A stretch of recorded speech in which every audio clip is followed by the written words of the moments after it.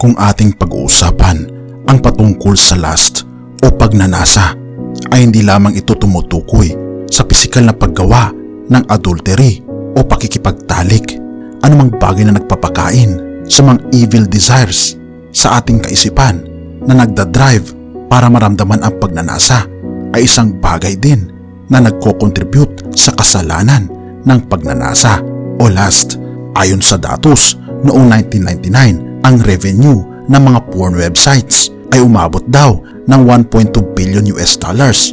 At ayon din sa statistics, ay mayroong 100,000 porn websites at 200 news sites na nagpapakita everyday mula noong taong 1999. Ayon rin sa datos, mayroong 10,000 porn movies na nire-release kada taon at mahigit 300 million videos ay naibebenta taon-taon. Na ayon din sa datos, makikita natin dito mga kaibigan na mas marami pang porn outlets kaysa sa McDonald's. At ayon rin sa datos mga kaibigan, mahigit 75% ng lahat ng internet users pag lumampas ng 10 o'clock ng gabi ay nanonood mga kaibigan ng pornography, na ang largest group na mga nanonood sa mga ito ay mga lalaki between age 13 to 18 years old. At kung ating mapapansin mga kaibigan, ito ang nagiging peste sa kaisipan ng ating mga kabataan. Hindi lamang ng mga kabataan, maging ng mga may asawa at mga binata. Ang lust o pagnanasa ay marami ng sinira mga kaibigan ng mga pamilya. Ito rin ay malaking faktor sa pagsira ng isang married life. At ito rin ay nakakasira sa ating mga iglesia. Halos kalahati kasi mga kaibigan ng mga tao sa United States ay nakakumit na ng adultery sa kanilang lifetime. At ayon sa statistics, sa buong sangkatauhan ng mga churches, anumang church ito kabilang, ang level ng adultery ay tumataas din ang kanyang percentage. Ang bad news mga kaibigan, 1 out of 4 Christians has committed adultery.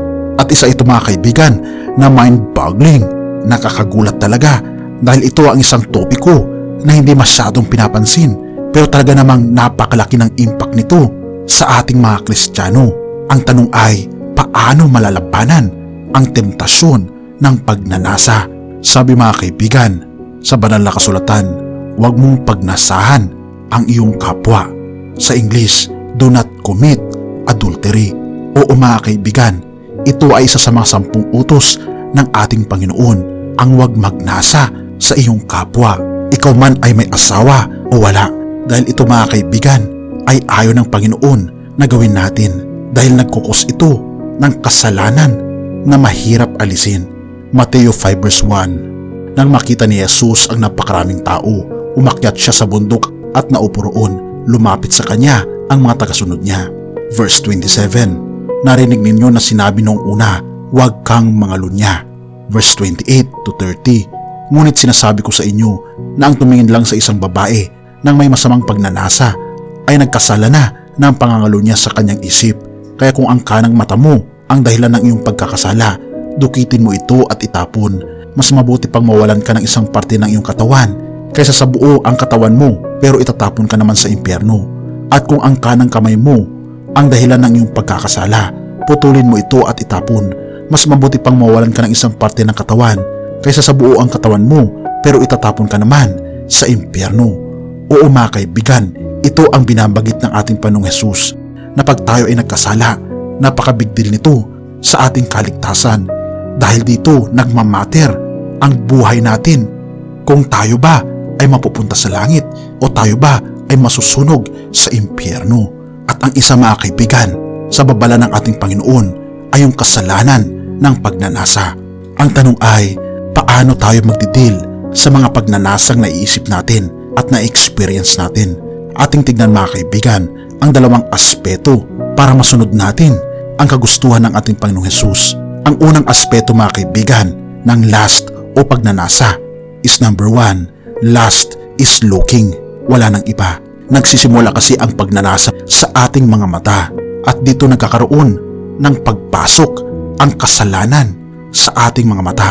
Kaya pag may nakita kang isang babae o isang lalaki at tinignan mo ito ng matagal, mabubuo ang pagnanasa sa iyong puso. Kaya naman ang babala ng ating Panginoong Hesus ay kung maaari ay piringan natin ang ating mga mata sa ating mga nakikita Ngunit ang tukso ngayon mga kaibigan ay high-tech na dahil sa ating mga cellphones, sa social media, sa TikTok ay makikita natin dito ang mga tukso ni Satanas. Kaya naman nais ng ating Panginoon na piliin natin ang mga bagay na dapat nating makita.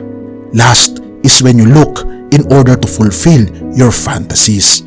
Number 2, lust is adultery. Sabi ng ating Panginoon mga kaibigan, huwag tayo mga lunya. Ngunit sinasabi mga kaibigan ng Panginoong Hesus na pag ikaw ay tumitig sa isang babae o lalaki nang may pagnanasa ay nagkasala ka na sa iyong puso. At ito ay sumisira mga kaibigan sa ating pagkikipagrelasyon sa ating asawa.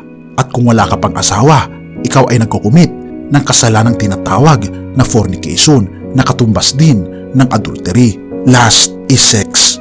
Dahil binabanggit ng Biblia mga kaibigan na ang sex o pakikipagtalik sa iyong asawa ay banal. Dahil ang author mga kaibigan ng sex ay walang iba kundi ang ating Panginoong Diyos.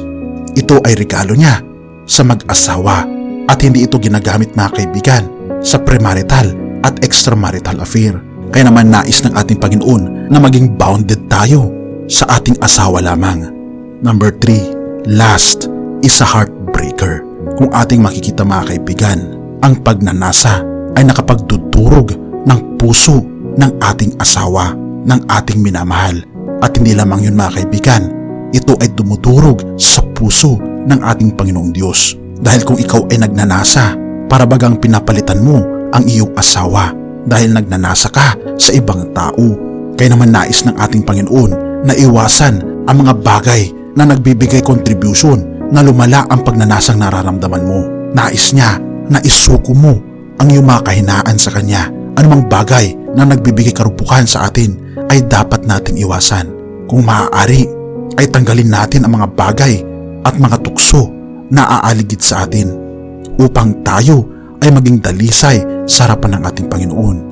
Ngunit kung tayo mga kaibigan ay nakakomit na ng ganito mga kasalanan, ang good news ay ang ating Panginoon ay nais Kanyang tanggapin sa Kanya na kahit gaano pa kabigat ang iyong kasalanan, kung ating itong i-confess sa ating Panginoon ay tatanggapin Kanya ng buo at papatawarin ka sa iyong mga kasalanan.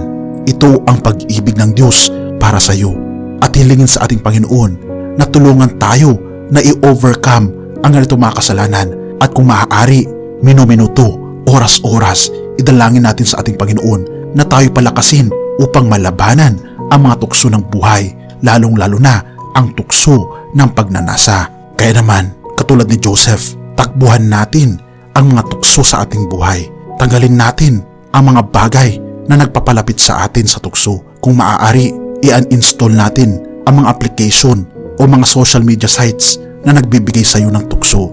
Magmahal ng loyal at basahin ang Biblia at manalangin ng madalas. At tayo magkaroon ng pananampalataya na tayo tutulungan ng ating Panginoon upang malabanan ang mga tuksong ito. Purihin ang ating Panginoong Diyos at salamat kaibigan sa iyong panonood. Tayo'y manalangin. Ama naming banal, ako'y mahina sa mga tukso, lalong-lalo na ang mga pagnanasang nananahan sa aking puso. Tulungan mo ako ngayon na patatakin ang aking damdamin na labanan ang mga tukso. Ibinibigay ko ngayon ang aking buong puso sa iyo, Panginoon ko. Salamat at patawarin po ako sa lahat ng aking pagkakasala sa pangalan ni Jesus. Amen.